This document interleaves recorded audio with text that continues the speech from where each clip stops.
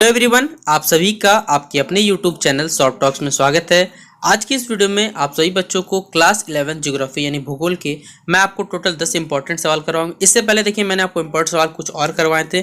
सारे के सारे सवाल करते चलिए, आपको इससे ज़्यादा सवाल एग्जाम में नहीं पूछा जाएगा। तो अगर आपको फिलहाल ये वीडियो पसंद आता है तो वीडियो को लाइक करें, चैनल पर न्यू आए तो चैनल सब्सक्राइब करें, जितना उसके इस वीडियो को अपने दोस्तों से शेयर करें। वीडियो के डिस्क्रिप्शन बॉक्स में देखिए आपको प्लेलिस्ट का लिंक मिलेगा, जहाँ पर मैंने ज्योग्राफी के मॉडल सेट आपको इंग्लिश और हिंदी दोनों ही लैंग्वेज देखिए मोस्टली सॉल्व किया हुआ है, तो आप लोग देख सकते हो उस वीडियो को। तो फिलहाल अगर आपको ये वीडियो पसंद आता है तो आपको वीडियो को अपने दोस्तों को जितने व्हाट्सएप ग्रुप वहां पर शेयर करना है बस, ठीक है। चलिए पहला सवाल देखते हैं हम लोग वक्त बिना बात किए। पहला सवाल आपको बोला जाएगा कि महासागरीय लवणता को प्रभावित करने वाली, देखिए महासागर में जो लवण पाए जाते हैं तो उनको देखिए प्रभावित करने वाले मतलब कुछ ऐसे फैक्टर होंगे ना जो उनको प्रोवाइड करते हैं, वही फैक्टर का क्या करना है हमें बताना है। तो देखिए यहाँ पर सबसे पहला आता है तापमान, जो हमारा टेम्परेचर है, ये सबसे पहला फैक्टर होता है। दूसरा है वाष्पीकरण की दर यानी रेट ऑफ एवापोरेशन। दूसरा है वर्षा की मात्रा, नहीं कितना पानी गिरा कितना पानी नहीं गिरा। दूसरा नदियों का देखिए गिरना, मतलब महासागर में सारे नदियाँ के मिलते हैं, ये भी एक इंपॉर्टेंट फैक्टर में आता है। तीसरा बर्फ का पिघलना, आपको मालूम होगा कि हमारे जो भी हिमालयन रिवर्स है या फिर आप उत्तर भारत की नदी है उनमें बर्फ से पिघलने पे ही पानी आता है हिमालय का, और या फिर ग्लेशियर पिघलना, तो वही बर्फ के पिघलने पे भी क्या होता है महासागरीय लवणता निर्भर करता है। वहीं पर समुद्री जलधारा इस पर निर्भर करता है, पवन का चलना ये भी निर्भर करता है, तट का देखिए जो आकृति होता है उस पर डिपेंड करता है, और खाड़िया, ठीक है, ये कुछ फैक्टर होता है जिन पर निर्भर करता है। फिर अगला है हमारा कि समुद्री जल में देखिए घुले हुए ठोस लवण की मात्रा को महासागरीय लवणता कहते हैं। यानी देखिए जो भी हमारे महासागर में देखिए जल होता है उसमें कितना मात्रा में देखिए लवण जो मिला हुआ है यानी सॉल्ट जो मिला हुआ है उसी को हम लोग क्या कहते हैं महासागरीय लवणता के नाम से जानते हैं। इसे क्या करते हैं हम लोग प्रति 1000 सागरीय जल में घुले हुए लवण की मात्रा की ग्राम मात्रा देखिए, नहीं सीधा बात है 1000 ग्राम क्या कर लेंगे हम लोग, मान लीजिए 1 किलो ले लेते हैं हम लोग, मतलब 1 लीटर पानी, उसमें कितना ग्राम हमारा सॉल्ट घुला, इसी को हम लोग क्या कहते हैं लवणता कहते हैं, ठीक है। फिर अगला हमारा समुद्री लवणता के वितरण दो भागों में बांटे, देखिए इसको दो भागों में बांटते हैं। एक क्या होता है, पहला एक क्षैतिज विभाजन करते हैं, लंबवत विभाजन, दो भागों में क्या करते हैं इसका बंटवारा करते हैं। अगला हमारा भारतीय जलवायु, देखिए हमारा जो इंडिया का मानसून होता है उसको हम लोग किस प्रकार की विशेषताएं होती है, उनमें क्या मुख्य विशेषता होती है ये हमें बताना है। तो देखिए भारत में मानसून जलवायु प्रकृति की एकता दिखाती है, यद्यपि बहुत सी प्रादेशिक विभिन्नताएं देखने को मिलती है।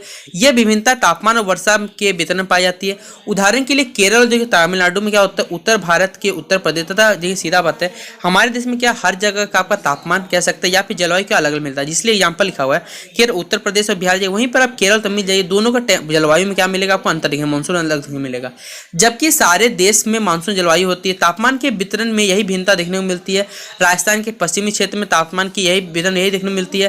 राजस्थान के पश्चिमी क्षेत्र में तापमान ग्रीष्म ऋतु पता 55 डिग्री, सोच लीजिए, ये हमारे ह्यूमन के लिए रहने के लिए भी नहीं हो सकता, हम लोग 55 डिग्री बर्दाश्त ही नहीं कर सकते।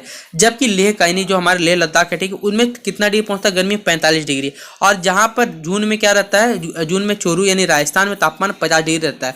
जबकि इसी माह में त्वांग यानी अरुणाचल प्रदेश का तापमान केवल मात्र 19 डिग्री रहता है, क्योंकि वो क्या है आप कह सकते हैं हमारे नॉर्थ ईस्ट कंट्री वहाँ पर मोस्टली ठंडा रहता है।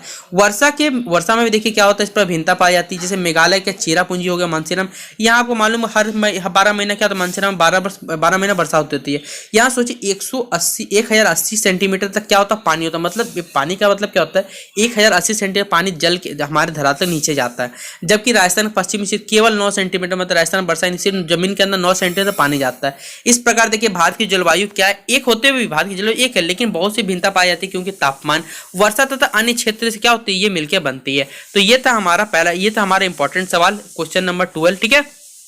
अगला सवाल है हमारा सार्गेसो सागर, यानी जिसे आप कहते हैं इंग्लिश में सार्गेसो सी कहते हैं, ये कहाँ पाया जाता है, ये होता क्या है। तो सार्गेसो सागर उत्तरी जो अटलांटिक महासागर वहां से 200 से लेकर 40 डिग्री उत्तरी अक्षांश तथा 350 से लेकर 75 डिग्री पश्चिमी देशांतर के मध्य चारों ओर जो जलधारा प्रवाहित होती है, उशांत और स्थिर जो जलधारा क्षेत्र उसे हम लोग क्या कहते हैं, जो जलविहीन होती है उन्हीं को हम लोग क्या कहते हैं सार्गेसो सी के नाम से जानते हैं।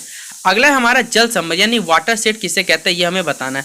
तो देखिए जल संभर या फिर द्रोणी उस भौगोलिक क्षेत्र को कहते हैं जहां पर वर्षा अथवा पिघली हुई बर्फ का पानी नदियों नहरों और नालों में बहकर एक ही स्थान पे कहते हैं। देखिए सीधा बात है कि कह सकते हैं हमारे उत्तर भारत की नदियां जो सारे के सारे फ्लो होती है हिमालय से निकलती है और जाके सब के सब क्या होते हैं हमारे, ठीक है, सुंदर क्या कह सकते हैं बंगाल खाड़ी में गिर जाती है। तो ये क्या एक जगह पे जाकर फुल गिर गया, इसी को हम लोग क्या कहते हैं जल संभर या फिर वाटर सेट के नाम से हम लोग क्या कहते हैं जानते हैं, ठीक है। अगला सवाल है हमारा कि विश्व में सर्वाधिक, ठीक है, विश्व का सर्वाधिक गहरे सागर यानी सबसे डीपेस्ट ट्रेंच बताना वर्ल्ड का, तो याद रखिए मैरियाना ट्रेंच, जिसे मैरियाना ट्रेंच भी कहते हैं।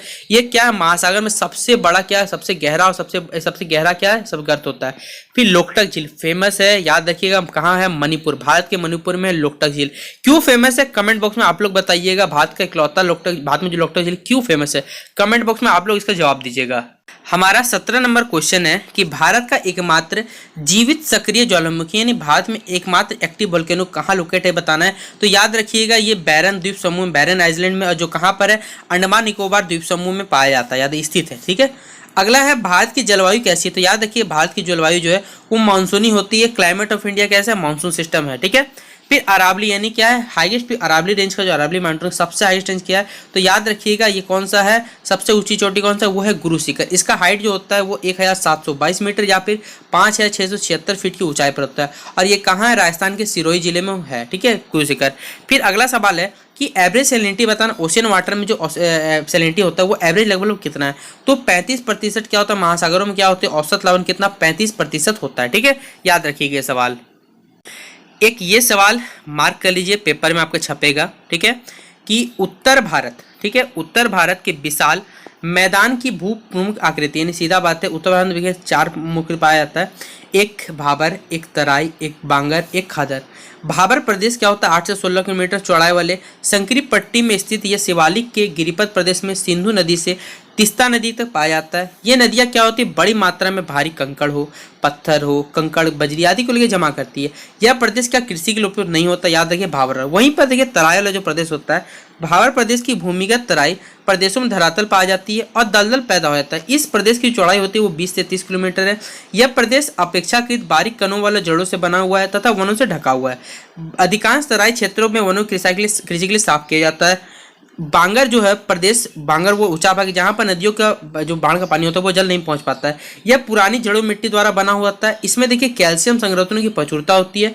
इन संग्रहणों को क्या कहते हैं, हम लोग कंकड़ कहते हैं। वहीं पर हमारा जो खादर होता है यह निचला भाग है जहाँ नदियों की बाढ़ का जल प्रतिवर्ष क्या होता है, पहुंचता है। प्रतिवर्ष नदियों की बाढ़ का जल जो होता है नवीन मिट्टी द्वारा लाकर यहाँ पर क्या बिछा दिया, यानी यह सीधा बात कह सकते हैं कि यहाँ पर जो एलुवियल सॉइल यानी कि जो हमारी जड़ों में मिट्टी है वो नई रूप में पाई जाती है।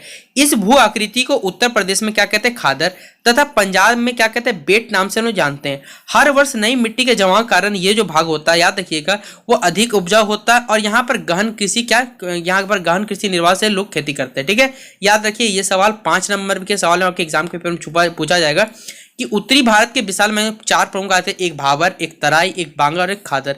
और मोस्टली एक डेफिनेशन तो आपको जरूर पूछा है, अंतर पूछा जाएगा कि बांगर तथा खादर के बीच में आपको 3 अंतर या फिर 4 अंतर बताने एग्जाम के पेपर में। ठीक है, तो ये था हमारा क्लास 11 ज्योग्राफी। आपको मैंने टोटल अभी 11 इंपॉर्टेंट क्वेश्चन कराएं। आशा करता हूँ कि आपको आज का ये सेशन पसंद आया होगा। अगर आपको आज का ये सेशन पसंद आया तो इस सेशन को अपने दोस्तों के साथ शेयर कर दीजिएगा और आप सभी बच्चों को best of luck for examination.